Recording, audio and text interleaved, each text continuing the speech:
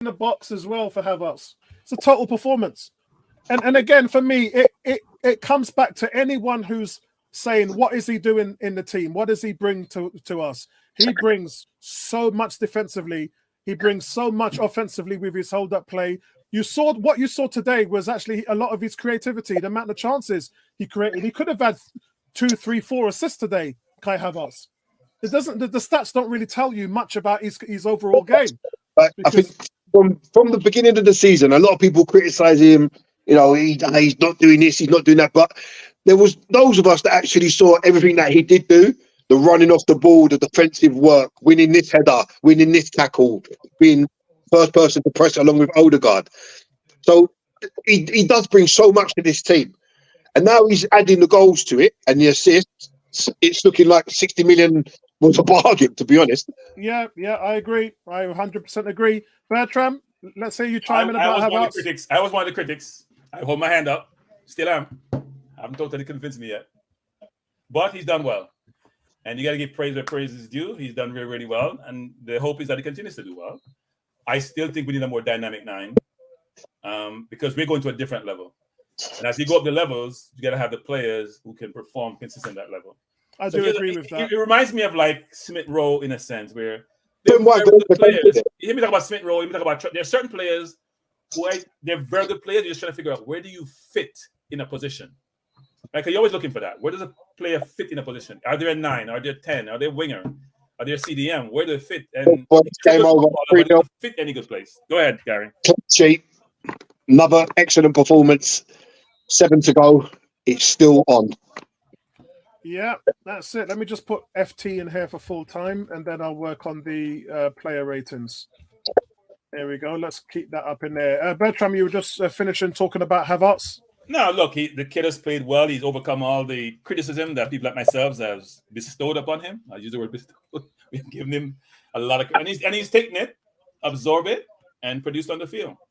So you just have to say kudos to him. Long may continue, because we're not criticizing him for criticism's sake. We weren't supportive of him being acquired. Well, I wasn't acquired from Chelsea, given our experience with Chelsea. Jorginho has sort of negated that a little bit because he's come and done well, even at his age, and he only cost 10, 12 million pounds.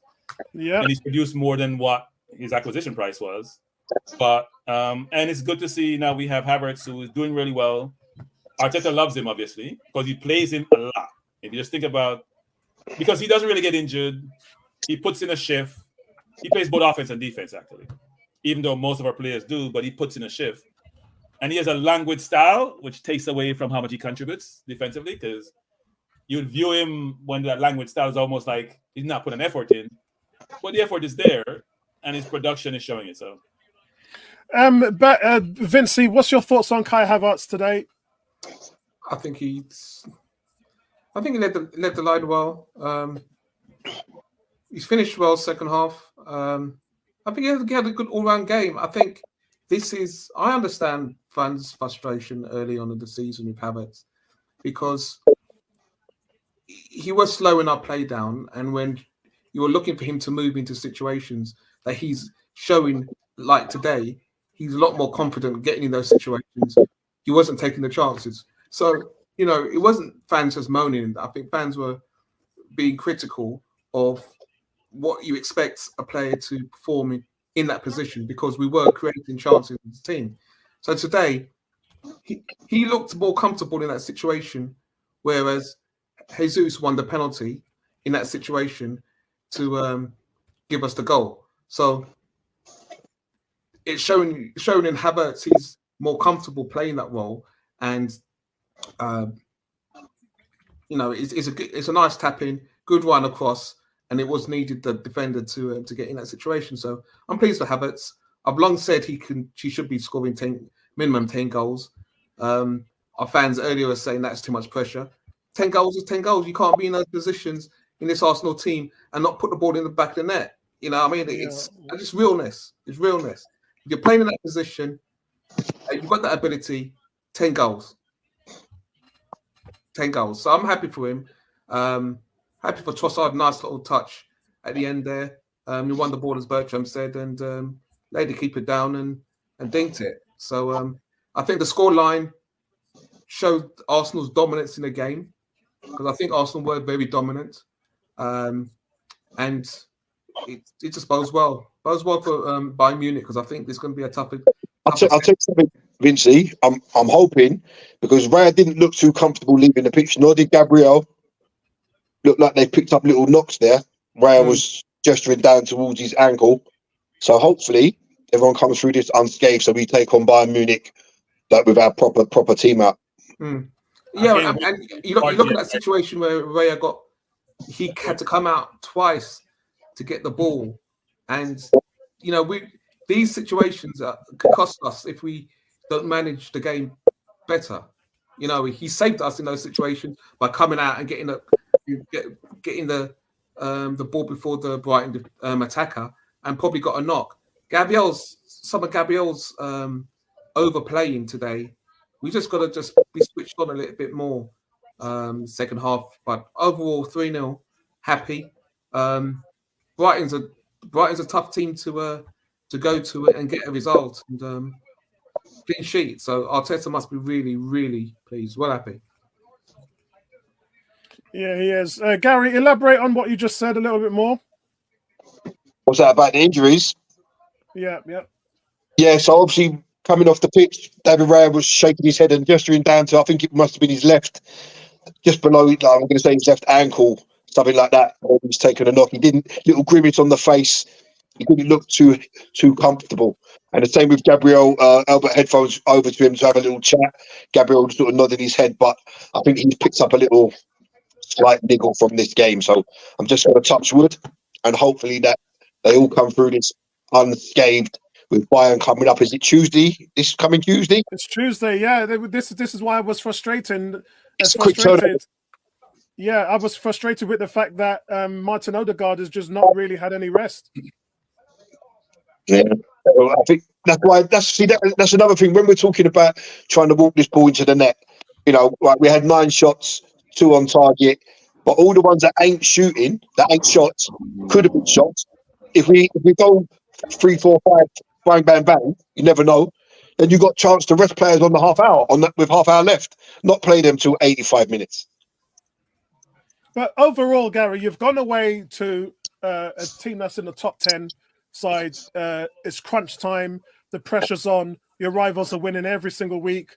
You're going away from home, and then you churn out a 3-0 win like this. And oh yeah, I'm complaining. I'm just saying, kind of made it a little bit hard work because we didn't really get out of second gear.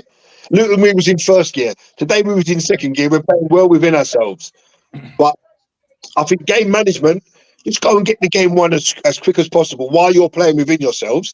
Then you're going to allow players to have a longer rest. Makes sense, no? Me, yeah, it does. So for you, and I'm still doing player ratings while we're doing this.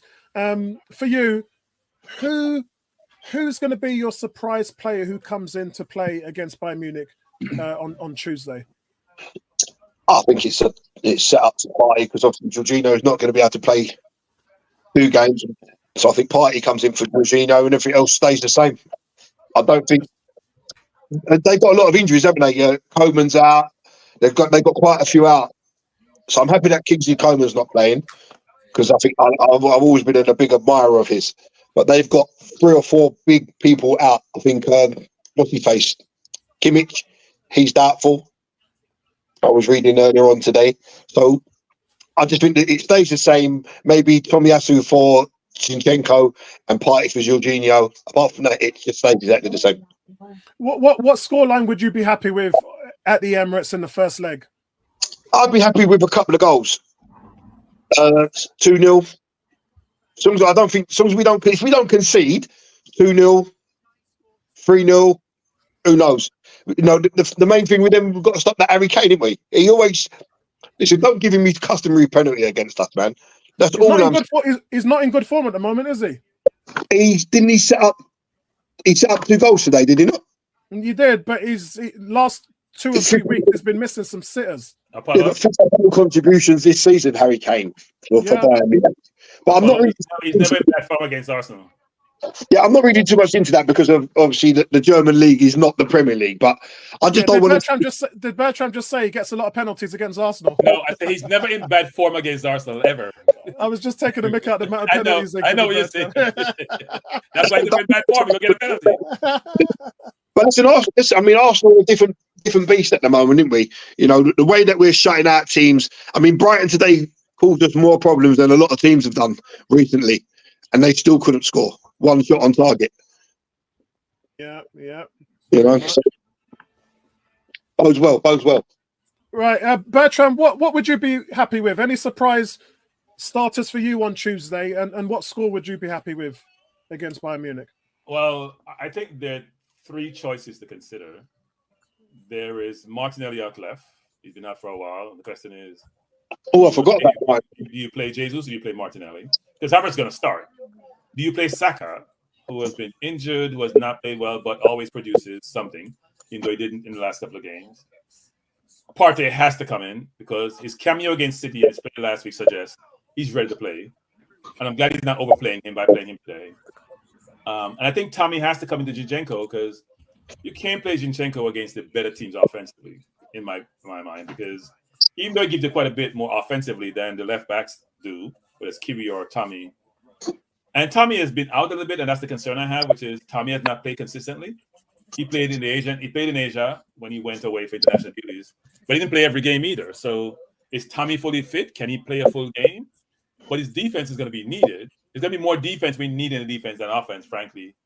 So I would probably play Partey and Rice a double pivot in the middle. You can have Rice be more of a Roma, but play a double pivot in the middle and play Odegaard across the line versus just being on the right with Saka. And I think that team should be pretty formidable to play against Bayern. But you'd be happy with what, 2-0, 3-0? No, I'd be happy with 5-0. Because I remember when they smoked us 5 at home, at our own place. Yeah. When Ozil missed that sitter in the first part of the game and they came back and just destroyed us, I'd be happy with 5-0. Well, listen, don't forget we're revenge. Was getting the revenge from something they've done for us some years ago. This season, we're getting it. So Bayern are next. Yeah, but what about you, Vincey? They're gonna go play, so. Yeah. What about you, Vincey? Who would your surprise? What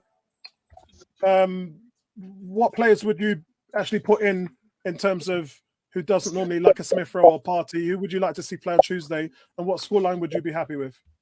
I think Partey needs to have a run out. Whether he can last 90 minutes or not, I'm not sure. But I think his cool head and his passing will benefit us at home. I think it's going to be an open game.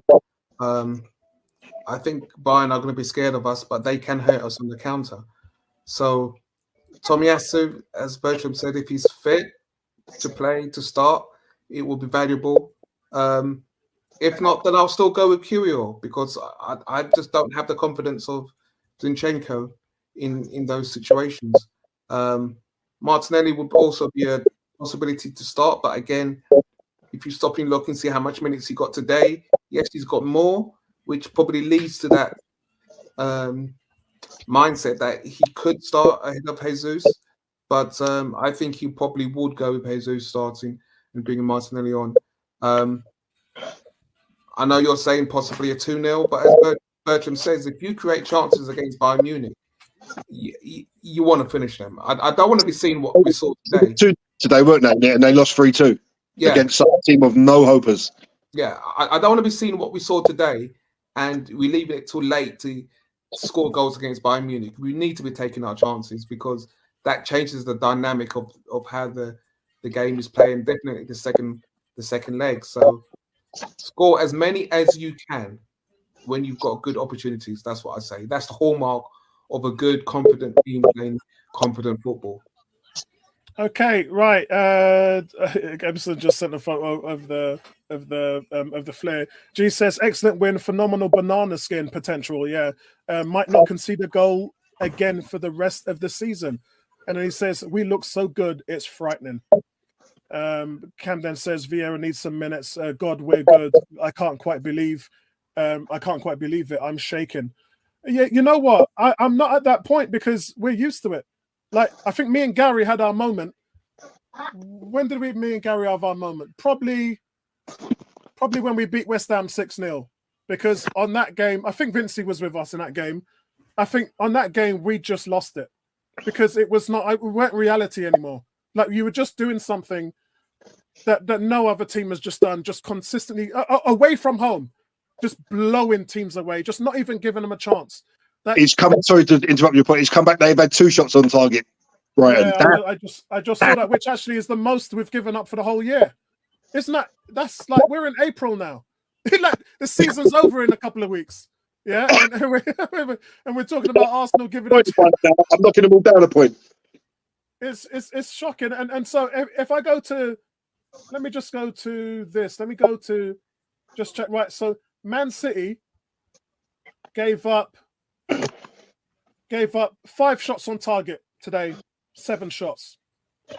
Liverpool are playing tomorrow, but Liverpool in their last game, which was against Sheffield United, like team at the bottom of the league,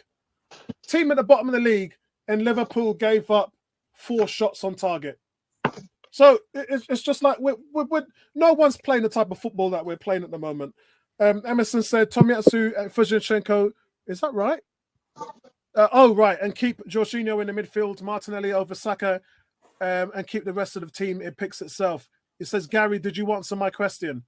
I think that was a question. Let me see. To play for Brighton, weren't it? Yes, I think that's the one. Yeah. Right, let me go into the player ratings, guys. Player ratings. Oh, hold on a second. No, we don't want to listen to Alan Smith because he didn't even figure out Havertz's statistic. So let me go into the player ratings. I'm going to give Raya a 7.5. Again, steady distribution. K-Batter made 4 collections today, leads the Premier League in that as well. His save percentage, which was actually, he's led the Premier League in save percentage over the last 2 years, and it was like 61%, which was not good at all. So he hadn't, but that was him and Ramsdale before Christmas. But since the new year, his save percentage has really spiked up. He's in the 70% now. Made a brilliant save today to deny Encesco with his curling effort. But outside of that, he's been pretty much untroubled. And what people have to realize is sometimes Apollo Saka's coming for an interview. I don't know if you want to. I'll pick that up as soon as he comes in. And unless actually you turn up your television and we go with your feed. What's the mood like right now? Yeah, we're all buzzing. You know, we know what the win takes us back on top. So yeah, to come here after playing 3 days, I'm really happy with the boys who put in another top performance and we're building momentum. Was it touch and go for you to actually make it today? Yeah, so I was struggling, but as long as I have 2 legs, I'm going to give everything and want to be on the pitch. So I'm happy to be out there today. Was it tough, particularly in the first half? Yeah, at times, you know, Brighton are really good, especially at home. You know, the biggest strength is staying up from their back, and sometimes they get out and you have to spring back. But I felt we defended really well, like we have been this season. Bakari, I want to ask you a question, man. When you step up second penalty, your thought process leading up to it, you know, can you just talk people through what you do? Because obviously in the summer, what happened with obviously yourself, you've been a penalty taker for Arsenal since day one now, and I just want to know your thought process when you step up there, focused. What are you thinking right now? So my routine, and I always know normally where I'm going since yesterday. So for me, just pull on the floor, do my usual routine, take a breath, relax, and execute. And I think it's been successful, obviously. How much you practice that routine? You know, I practice every day before the match. So yeah, it's just basically once or twice a week. Really. Is it muscle memory now then for you? I wouldn't say I'm the perfect taker. That's cybernetic, that one, Bakari. Yeah, it was nice. I practiced that yesterday, and that's exactly how it went yesterday. So practice makes perfect, I guess. I'm really interested in Theo's question as well about the mental side of it, because I don't want to, put dark clouds in your thoughts. But this stage last season was the West Ham game. Oh yeah, and you remember what happened then? That was 7 games to go. Your penalty was saved. West Ham got themselves back in the game, and it was a crucial point dropped. Since then, for Arsenal, you scored every time you stepped up. So how much has it taken that mental work to get to that place? Yeah, I think penalties is a lot mental. Obviously, I've learned my lesson from the sport. And yeah, I think since then, I've just been trying to work hard. Like I said, I always put in a lot of work to perfect my penalties. And yeah, I'm happy that recently I've been scoring them. So I hope I can continue to score like that. Mikhailo, what's the difference from this season to last season for you in this final push for the season? Yeah, so last season was not great. It's not great to think about it, but it was great in the terms where we learned our lesson. Games like this, we need to put to bed. I feel like in these last few games, we're defending so well, clean sheets. Last season, we weren't so well. We conceded late goals, and then we have to defend, and then the fans are on top of us. So, yeah, I feel this year we feel more comfortable. I feel the team is better. And, yeah, I feel like we're ready for each game to win. Do you think the defensive mindset, we saw celebrations of stopping shots and obviously those saves as well. Actually, sometimes it's more important than scoring. Is that defensive mentality really setting you apart from last season then? Yeah, I think it is. From the keeper to the striker, you saw Kai today, how hard he's working, all the wingers as well, If we keep a clean sheet, the bullet we have, normally we're going to score. So that's the mentality we have. There are some big games to come, not just in the Premier League. Is there still an unknown for you and this Arsenal team with how you're going to handle these huge Champions League quarterfinals that are coming up, and maybe semi-finals after that as well? Yeah, we know how we're going to handle it. There's only one way, We put 11 players on the pitch who are ready to go full gas from 0 to 90, and we go to win. I think that's the mentality we have to have, and yeah, we're all excited for Tuesday already. Arsenal fans are certainly excited, Bukayo. Should they be getting excited right now? I mean, of course they should. We're in a great position, so yeah, we just need to continue. We won't push you any further than that. Thank you so much. Congratulations. Well done tonight. Good luck in the week against Bayern. That's it. Excellent. So thanks for that. And I just wanted to say in regards to Bukayo Saka that he's been awful the last two games, and I thought he had a decent game today, especially the defensive side, which actually he made a point of.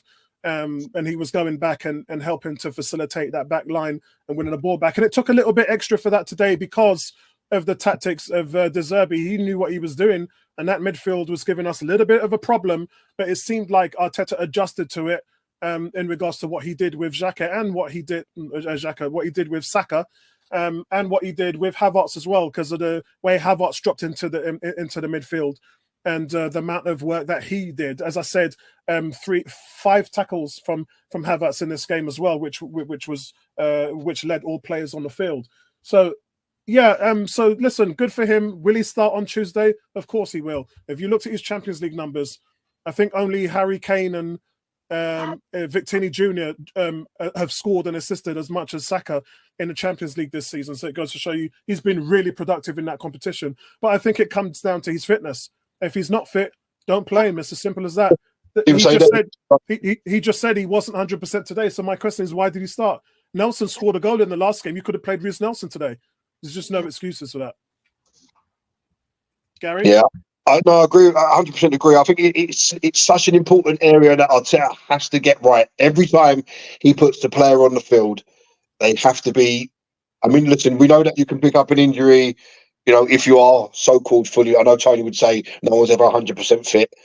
You can pick up an injury. But if you're playing someone with an existing injury, are they not more likely? Does it not tell you that they are more likely to break? And if this kid breaks, I've got this terrible feeling that he's going to break hard. And we're going to be without him for like a year plus. So I just want Arteta to be mindful of it. You've got Nelson, you've got Trossard, you've got Jesus who can all play on the right. You've got Martinelli that can play on the left. You've got Smith Rowe that can play on the left. The squad is strong now. Even Bertram said, when he was talking about the fact that he hasn't had to rush Party back because the squad has gotten so much stronger that you don't need to take chances with players. So let's hope that finish the season with Saka at full flight in every single game. But if he's not fit, give someone else a chance. Excellent. So let's carry on with the play rating. So I was talking about David Raya, gave him a 7. On to Ben White. Where is it? I've actually lost it. Here we go. Ben White, I'm going to give him a 7 as well. Back against his own club like Trossard and put in a solid display. Made some good runs, some overlap runs in the first half. But again, and towards the second half, Arteta made him stay at home a little bit more due to the stability of the back four. Saliba, I'm going to give a solid 8. And Gabriel, talk about them in tandem. Saliba nullified the threat of Danny Welbeck. I didn't really call Welbeck's name once today, and that was because Saliba had one job to do. And when you think that Saliba's done that consistently against Haaland for 2 games and the Charity Shield, that's 3 games against the top striker, not just in the Premier League, but people are saying in the world, and he hasn't had a sniff against Saliba. So Welbeck comes in here today and doesn't even get a sniff. I don't think I thought he was a League Two striker. I didn't know he was a top striker. I thought he was League Two. And as for Gabriel, special mention for Gabriel because he missed them. By the way, Gabriel missed a glorious chance to head it in from the free kick. But I'm going to stand by what I said. I think Gabriel's been the better centre half this season. And people are talking about William Saliba's already in the Premier League first 11. You know, there's publications, TalkSport, BBC, Sky Sports have all said who's in their Premier League team. Obviously, they'll have to revisit that when the season's over. But for now, all of them have said this guy it's William Saliba is Premier League All 11. So what does that make Gabriel? Yeah, if Saliba it makes the first 11, then what does that mean for Gabriel, who I think has had the better season, mainly because I think he's been less sloppy. Although last two games probably might not show you that, but then he scored 4 goals and he could have got a 5th today. And so, you know, he's doing that. He's adding that much to his game. And for me, he just gets the nod over it. So we'll talk about that when the season ends and see who comes out tops there. As Zinchenko, he gets a 6. He did look good on the ball going into the midfield, but he kind of nullifies himself in terms of what Jorginho does. And I think Arteta is going to look at the footage today and think that he's tactically, we've walked into a brick wall there because I just don't see the need for an inverted left back when you're controlling the game so well with a double pivot. Guys, look, and I've said this before, there's 2 things Arsenal fans need to get around their heads. Number one is the predication of the team's performance over the last few years has been with the inverted left back and the single pivot. Both of those things we do not need to do anymore. We've got more, you know, you do not need Thomas Partey as the single man in the midfield controlling the game. You're beyond that now. You've ascended to a double pivot with more stability. And we can see that because we're letting no goals in. We're controlling games in. But we are missing out on transition, but we're just controlling games that much better now because the best teams in the world play with a double pivot. And what we were doing because we didn't have the bodies in the middle. Yeah. If you look at the beginning of last season, we didn't have Jorginho, we didn't have Declan Rice. Thomas Partey was just fulfilling a need. There's no need to be playing like that anymore. And that can be said the same as well with the inverted. The inverted was bring another man into the midfield so we could create more overloads. Tactically, that's how it works in football. You don't need to do that. If you're playing with a double pivot, which is controlling the game, suffocating their midfield, there's just no need for it. So I think that these things Arsenal fans are going to have a look at because, and I've been talking about this for months now, this is just Arteta's way of evolving the team. I remember before Christmas when people were saying, no, this team's not better than last year and we need Xhaka. No, we don't need Xhaka. And this team is easily better than it was last season. Just for the simple changes of Arteta evolving as a manager and evolving the system that we've got and able to pay into his philosophy a little bit more. But I'm still going to give Zinchenko a 6. Declan Rice, he gets an 8. Solid game from Declan Rice. I was going to kind of give him a 7, 7.5 because it looks like it's no frills. But he enjoyed a good battle with Carlos Belba in the midfield. And he came out on top. Just like what happened last week when he played Rodri.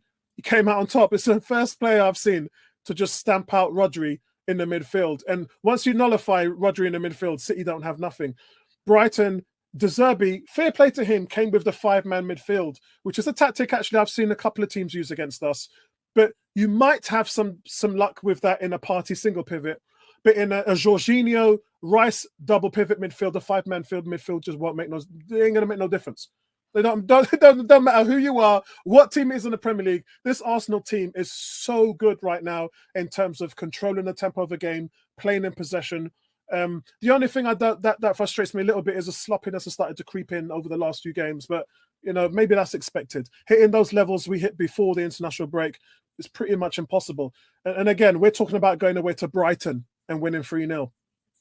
we're talking about, I remember last season when we won 4-2, and Bertram kept saying to me, Apollo, we were lucky to get that 4-2 victory. Not today. Today, it wasn't even close. Like the class of the team is such that they're putting in displays like this and just making it look easy. Moves on to Odegaard. A solid performance from Odegaard today. At the heart of everything as well. Again, we talk about pre-assists, which is the ball that goes in to the guy who makes the assist. On both accounts, it was Odegaard. Also, the chances that Kai Havertz created. It was Odegaard that looked for those slip balls. That's what he does. Master conductor. He doesn't seem to rack up any stack sheet in any other way, but it's just to let you know that Odegaard is always the man that's behind those attacks when they happen. And so that he gets a 7. Jorginho as well. Again, back into the team to bring more control over it. And I think he struggled in the first 20 minutes, but as the game went on, he started to get a foothold into the game. He's the one that set up Jorginho's, set up the second goal as well. And it's just, he's a king at controlling goals, games. And even when he doesn't produce man of the match performances, today shows you he's still able to show a control level over the game. But I think at the moment now, the manager has to think about the Thomas Partey situation, because I just think that Partey gives you a little bit more. Partey can control the game as well as Jorginho, but it's what he does in transition, which I don't see Jorginho doing. I just think Partey gives you a lot more on that. But we'll see what happens. We'll see what happens. Havertz, he's my man of the match. He gets a 9 out of 10. Scored a goal, could have had 3 or so assists, but did get an assist. 5 tackles, leads everyone in the fields. 3 chances created, leaves everybody on the fields. One might even say, and I think I better say this before everybody else does, I think this is probably Havertz's best game as an Arsenal player. And what's this now? It's 5 goals in his last 7 starts at the number 9 position. So any of you asking questions whether he's the right man to put as a striker, that's your answer. And you know, Jesus has had the whole of the first season to prove himself, and last season. And there's just not the consistency in goals there. But then he just doesn't give you the little things like the hold-up play that Havertz does. Havertz is just a better hold-up player. He just is. And then, you know, Jesus, as I said, you like to see him use that ability to dribble by moving him out. That's how he won the penalty, right? So, yeah, listen, the total game for Kai Havertz today. And I, being not so much a big supporter of Xhaka, but I loved Xhaka's last season with Arsenal. I think Xhaka had an incredible season. And to see to see Kai Havertz come in and now 9 goals and 5 assists. 9 goals and 5 assists. That's essentially what you've done with that 60. That's what 60 million looks like, I'm afraid, guys. In this day and age, that's what 60 million looks like. If you're talking about you want to Ossiham, or you want to buy Alexander Isak off Newcastle, you're talking 100 million. Yeah, that's what you're talking about. I'm not in the discussion of Ivan Toney. I just don't think Ivan Toney would be good enough for Arsenal. I would take Isak and Ossiham over Ivan Toney 7 days a week, 24 hours a day. So, yes, well done to Kai Havertz today. Saka, we did talk about Saka. I think he's improved from the last 2 games, and quite frankly, you couldn't do any worse than what he done. But I think he provided the stability in his play, a lot of good running, the defensive work, which I said he talked about, which was a tactical change from Arteta, and then the penalty. He now has 30 goals and assists combined this season. 30 goals and assists combined this season. That's nuts. That's absolutely nuts. 30 goals and assists combined this season. And so, I just think his form has to come back somewhat. And maybe you don't play him against Bayer. Maybe he needs to rest a little bit. I think we have to have that conversation, because he probably shouldn't have played today. And so that brings me on to Jesus. A little bit up and down performance from Jesus. I think Jesus played well today. And I say that because, you know, while Gary and Bertrand was a little bit frustrated by his misses, and you just get that with him, he was in those positions to make those chances, and that's something which a manager likes to see. But then the skill set of having the ball on the outside and taking on a defender, because you know, in single one or man, that's a battle a defender's going to lose every day of the week against a guy like Jesus, because he just blows past defenders.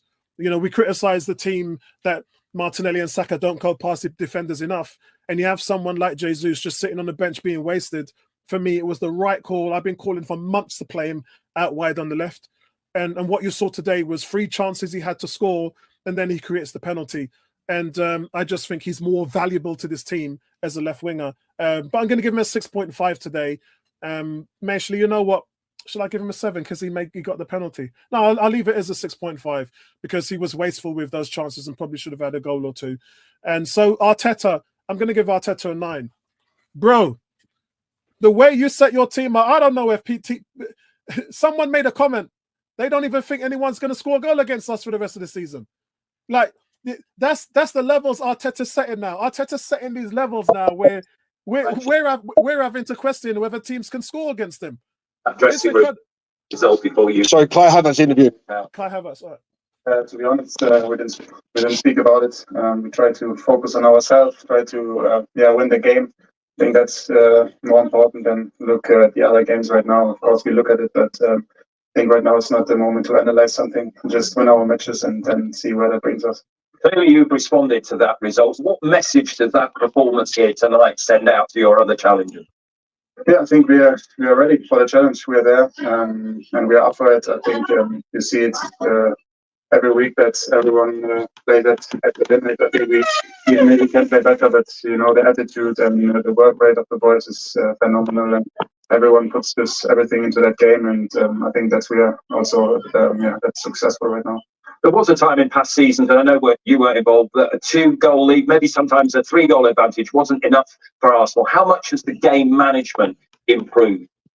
I think a lot, especially our defending. I think especially the boys at the back, what they're doing right now is outstanding. And everyone is involved in that. The players up front as well. We try to get the ball high up the pitch, but the way they defend the box is incredible. And I think credit to the team for the defending. But we have to keep on going. Next big game is waiting during the week, and we are ready for it. Does that stability at the back give confidence throughout the team, and particularly to yourself? It's now your best scoring season in the Premier League.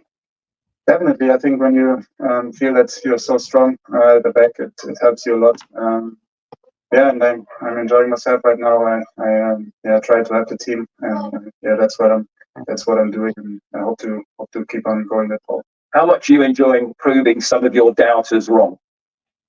A lot. It's part of the game. There are always people that don't like you or that speak bad about you. I think we have to. I accepted it, and you cannot make everyone happy. I try to make myself happy. The people are important to me, and that's the most important to me. Well, you're certainly winning fans with your performances. Before we hand over the trophy, I'll just tell you, I don't know if you're a tennis fan, but the great Sir Andy Murray has just tweeted that you're easily one of the best strikers in the Premier League. So you might want to direct message him back or tweet him back later. But Kai, you are the player of the match. Well done. Thank you very much. Appreciate it. Thank you. Yeah, I just want to follow up on that by saying he's only been the number 9 striker towards the end of January. So what would have happened if he had started as the number 9 at the beginning of the season? It's a really scary thought in terms of what he can produce. People talking about, and that's me, talking about Alexander Isak scored 15 goals. And then you've got guys like Ollie Watkins just killing it. He had another 2 goals today, Ollie Watkins. But how much would have Kai had scored had you started him at number 9 from week 1? That is a scary thought there. And so, look, I don't know the answer to that question, but I do know that what we've seen this year is, and which is why I've said he's the man to start at number 9 moving forward. And I'm glad Arteta's done that. So listen, all full credit to him.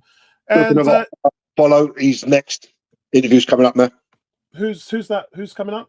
Susan, my friends, come and join us, Michael. Come and stand next to me over here. Congratulations. Just sum up what you made of that performance from your team today. Well, really happy. Big performance. They haven't lost yet since August, I think. That's right. And that's the story. They are a really good team. Yeah. Strong coach. They make life really difficult for you.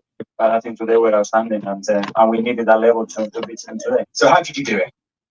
Well, first, I think we showed a lot of quality in certain of the pitch, and with the ball, we are really connected. We have real purpose and clarity where to attack, when to attack. Against a shape that they had slightly different than what we expected. And then without the ball, we were so disciplined. When we were higher up the pitch, they are the best team in the league by breaking that press. And then you have to track back. And then we stayed really disciplined. And we were really humble to be in certain positions, to be patient there to regain the ball and help them. You mentioned that maybe set up in a way that you didn't expect. Can you give us a bit of insight into the tactical thinking, the battle that was going on the touchline? Well, we prepared because they did something similar to that against Liverpool away, which they never do, and they do it in the other side today. So we prepared because we knew that it could happen, but we didn't know the approach. What is that? That's something else. He doesn't want to say. Like, I already told you guys what it was. It was the 5-man midfield counter press system which they run. Mikel, I asked for Kayo, but I'm going to ask you the same question. What's the difference with your team this year from last season? We are older, and you can tell, especially on me, we have obviously went through a lot of moments together, and the chemistry that's you build within the team, I think is very important. We signed some tremendous players as well, which always help because it's about them. And then I think it's a good moment because the squad is healthy, and the momentum is good, the energy around the place is good, and we've been through it already, and I think that helps. Sorry, go on. I was just going to say, as you as a manager, another year maturer as well, like what's the difference in you as well? Well, my energy is the same, enthusiasm is the same, but probably you take it slightly different. I don't know how I felt last year, to be fair. I'm just enjoying the moment and embracing it, and let's see how far we can go. We were just talking about Kai Havertz, Mikel. I mean, you must be delighted how he's grown into the role that you're asking him to play. He's stuck with it and shown a lot of character. He was tremendous again today, but his overall performance has been superb.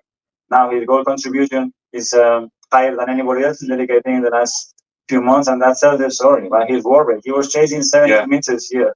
A player that has this heart and this determination. That's why everybody loves him. It's the centre forward's goal as well. The little run. And being there at the right time. Yeah. Jorginho running there. I was a bit surprised about that. You were at the left. As for Kai Havertz as well, did you always see him as being a striker?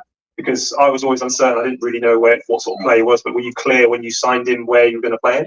I think you have to feel the player, until he's not in the environment. I think it's very difficult to understand. I thought he could play in 3 different positions, to attacking midfielders and as a 9. And then, we started to feel, in certain spaces, certain relationship, which is everything, and better than that. If you like to run, you need somebody that plays the balls behind. And those relationships are appearing in a natural way, and sometimes the player decide at the end, not the manager, where they have to play. How much pride are you taking, Mikel, in these defensive performances as well? Another clean sheet today, 5 consecutive clean sheets on the road, restricting City to so few chances. Luton didn't get a sniff midweek, and Brighton very little today as well. Teams are saying they can't make chances against you now. Well, really good, because that means that our collective organization is very strong, but as well the desire and the love for defending from the player is there, and it has to be there. If not, you cannot do that. You saw the reaction of the teammates on Gavi 3-0, and he blows that shot. That's them. That has nothing to do with me. That's the spirit within the team and how much they want to win. And that's really good to see. One more before they drag you away. You've got some big games coming up in the Champions League as well. Yeah. Are you thinking in terms of any priorities? Priority now is Tuesday for sure. We're going to have an unbelievable atmosphere at home. First time in 14 years that we are in this position. Let's go for it. We wish you luck. Thank you, Mikel. Thank you so much. Take care. Thank you. Bye. Right, guys. So I'm talking tactics now. I've already given my grade for Arteta, and the number 9 is stipulated on exactly what he just said there. So for all of you with football knowledge, you're going to love this. Arteta gets a 9 because of what I talked about with his man management. When De Zerbi changed the game and then went to counter pressing, Arteta countered it back, which is why I said the job that Ben White did when he wasn't up the pitch and he wasn't helping to assist Saka on that right-hand side, then Saka drops back. So you're essentially playing with a back 5 to counter what they're doing. A 5-man midfield and a counter press. It's a little bit like so to talk about this in layman's terms, how Arsenal have improved greatly this season is they play a more tighter system. That's how the rondo works. That's how the ball possession works. Hard to get the ball off a team when a team are playing more compact. And that's how Arsenal have been able to improve their play. So what the counter the presses in that respect is, it's possible by putting players all over the pitch in a wider stance.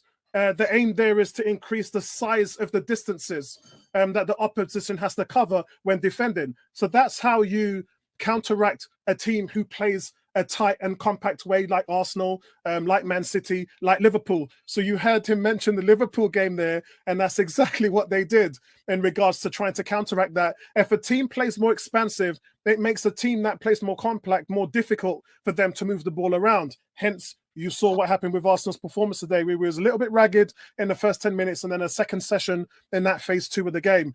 Arteta didn't want to talk about those tactics on live because a manager shouldn't. You don't want to give, you don't want to give that knowledge and ideas to other managers in terms of how to nullify the top teams. But De Zerbi has been regarded as a good manager because he knows those tactical ways to play in different styles. And credit to Arteta because he's looked at that, he's understood it, And then not just that, but the players have understood it. And when the game management was then shifting towards the latter phase 3 part of the game, or every Arsenal player knew what to do. I think that's the difference between us and last season. It's that Arteta screaming and shouting and waving his hands on the sideline, and he's a little bit more reserved now because the players seem to know what they're doing rather than having to react all the time. So listen, full credit. And if you guys, some of you out there still don't understand, then I can't explain it any clearer than that. Let's go to Gary. Gary, what's your player ratings? Or shall we do Vincey? Vincey, do you want to go next? Vincey's asleep, isn't he? I think Vincey's with us anymore. I think Vincey went away. All right, let's go with Gary. Again, remember, Vincey's got headaches and stuff, so he's taking his medication. Gary, you go first. Yeah, so I'm going to give Raya an 8. Hey, Gary, I can't hear something wrong with my headset. I can't hear good. So can you just say that again? Because something's wrong. Yeah, I'm gonna give David Raya an 8. 8. One mistake today when he shanked a kick. My position on the goalkeeper all along is, can he make the saves when required? Today he showed that he can make the saves when required. Thoroughly happy with his performance. He claims stuff in the air. He sets the attacks up nice and quick. Distribution was okay today. Didn't shank. He only shanked one kick, as I said. Yeah, so very happy. Listen, if the keeper's making the saves when required, you'll not hear no moaning from me. So yeah, he gets an 8. Ben White, I'm happy with his 7. I thought it was a solid performance. Defended when he needed to defend. Supported Saka when he needed to support. I think Ben White's concentration seems to have upped, because there was time, what's he say? Expected goals today was the most Brighton have conceded in their history. Oh, and also the first time they lost since August. And the Zerbi. As I said, a long time ago. I mean, the Zerbi just joined not too long ago. Potter just left too long ago, so we should use the word history. But I get the point. Yeah. So Ben White, there was times, and we've all spoke about it, where Ben White was making sloppy mistakes and giving bad passes and giving the balls away and giving teams opportunity. That seems to have stopped now. You know, so he's maybe gone up a level in his game or a level in his concentration. And when you had Zinchenko one side and White the other side, they were kind of like, could be the weakest link, either one of them. Probably 7 times out of 10 it was Zinchenko, but White was making mistakes as well. And that seems he's cut that out of his game. So I'm happy with Ben White's performance. 7 for him. Saliba and Gabriel, I say it when we talk about these two, they are the best centre-back pairing in world football. Yeah, that's how far I'm going to go with it. Not in the Premier League, in world football. You know, can you beat them on the ground? Can you run past them? No. Can you beat them in the air? If you do, the other one's waiting there to mop up. You know, they're just two freaking monstrous rocks. You know, they're absolute mountains. And if we keep these two fit, as long as they're in that back 4, Arsenal will go a long way and win many a trophy. So I'm going to give them both 8.5s. I thought they were both outstanding today. You know, look, 3-0 up and Gabriel blocks a shot that maybe he shouldn't really be worried about blocking with like a minute to go.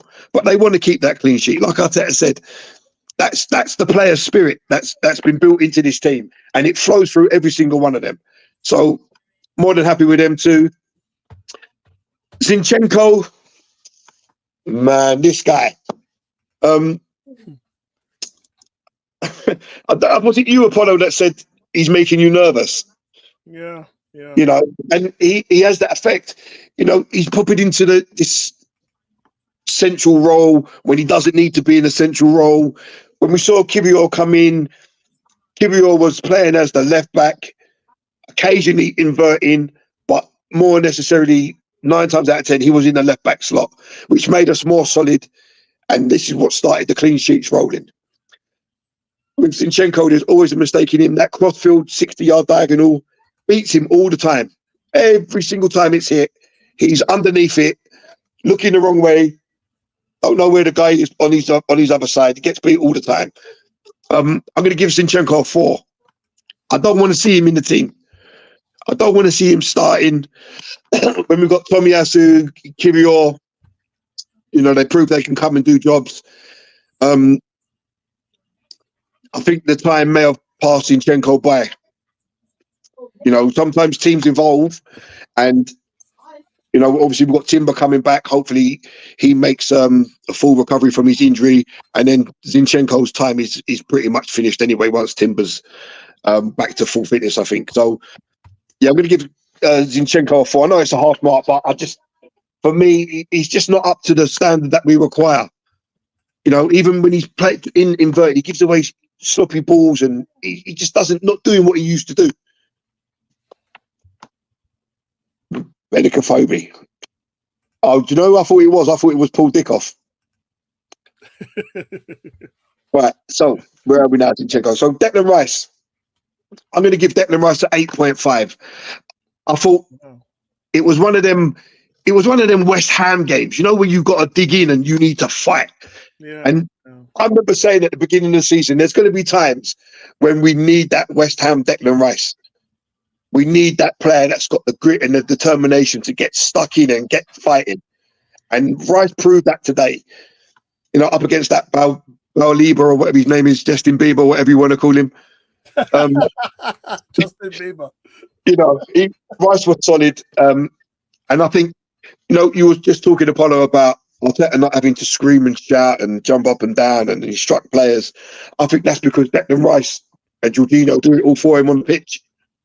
Declan Rice see things. He was a captain at West Ham, and he's just made us solid, or more solid than we could ever imagine. And this is the point I made to you and Bertram about last year. It seemed to be a reactionary team in regards to changes, and what that means is that you're more liable to be outcoached because your guys are still trying to pick it up. It seems like now when teams make adjustment towards us, we're switching on the blink of an eye.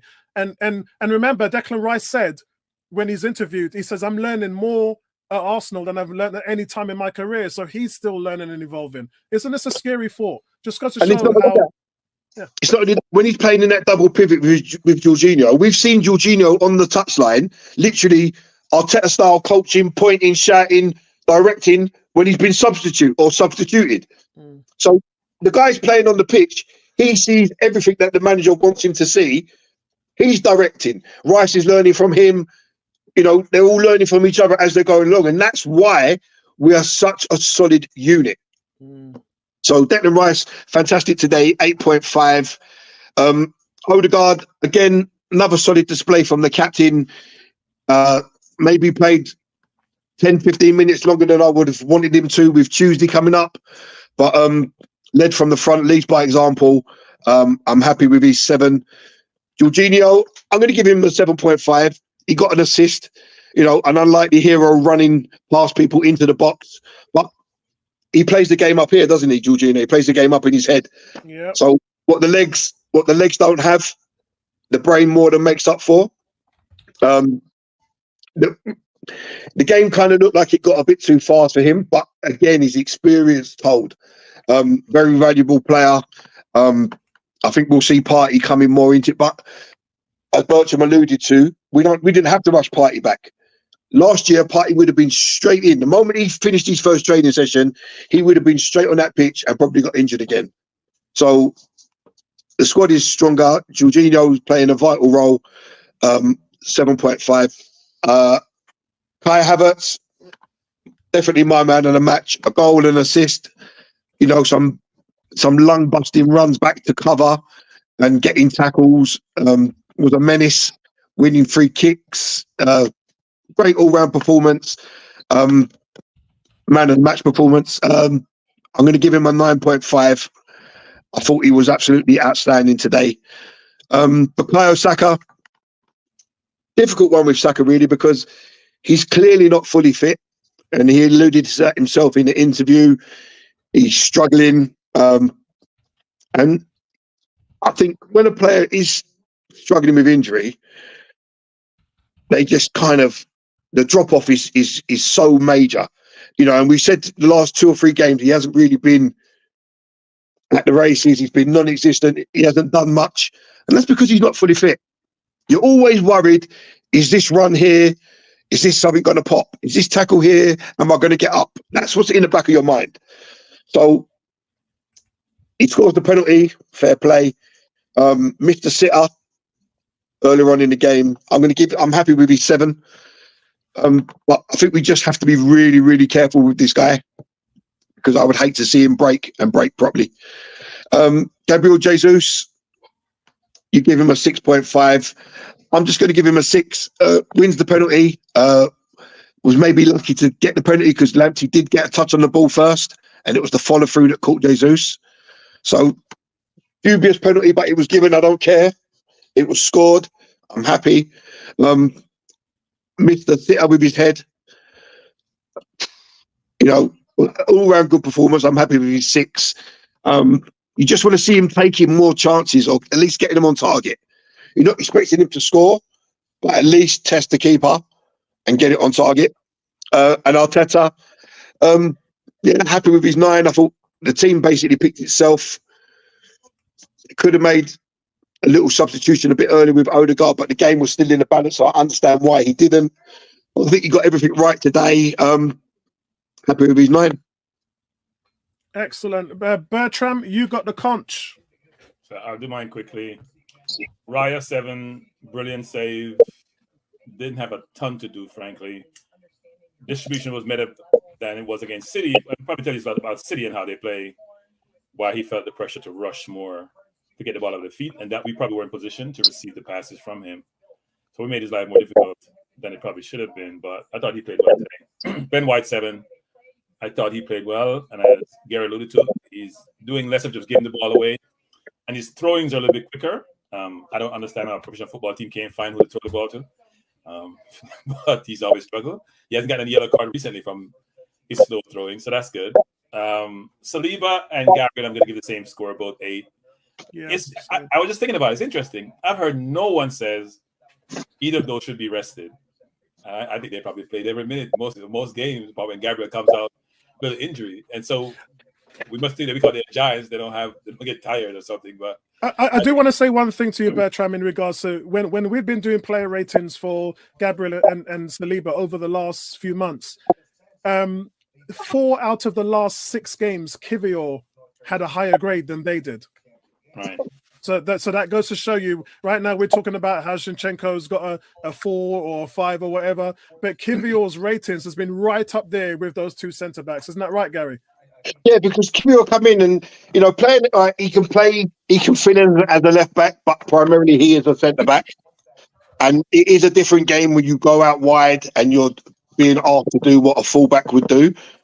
But he done it so well, and I think it was Vinci that said he was part of the reason why we became so solid, because this inverted role kind of went out when he's like, you know what?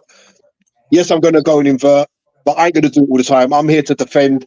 If the guy runs past me, I'm going to turn on the afterburners. I'm going to get back. I'm going to block the cross. I'm going to get up. I'm going to head this ball. This crossfield ball, this ain't beating me. And everything that he brought to the team is what Zinchenko doesn't bring to the team. So that's why his rating was high or higher than Saliba and Gabriel. I thought Kivior got shown up a little bit against City, actually, because it showed you when the team keep possession and they space you out. When he's on an island, he's not comfortable on the island. Right? He's comfortable closer, tucked in with Gabriel. He's not when he's on the island by himself, you got to go defend 1-on-1. That's not his forte. He's a center back by design or by trade. So yeah, he's gonna be comfortable in the middle. He's not comfortable when he's out on the island. And offensively, he's not the same as Zinchenko. Now, I was asked the question, which is, why is Zinchenko never play in the 8 when he plays in the 8 or 6.5 for Ukraine? Why he's never got a chance to play the 8 at all? I'm curious about that because he looked good. Yeah, see him score against England. He looked good in the 8 position or 7.5 for it. I don't see he doesn't play that way at all for us. So I find that interesting, actually. Never gets a chance to go there. And he's not a defender. He can't defend. He can't defend himself, frankly. He doesn't think defend. What he thinks is, I have the ball. And what he does, which people don't appreciate, which gets him in trouble, is he takes risk, right? So he's trying to play the almost final pass from where he sits, between the line, where there's gaps are almost closed. And sometimes it gets you in trouble, more often than not.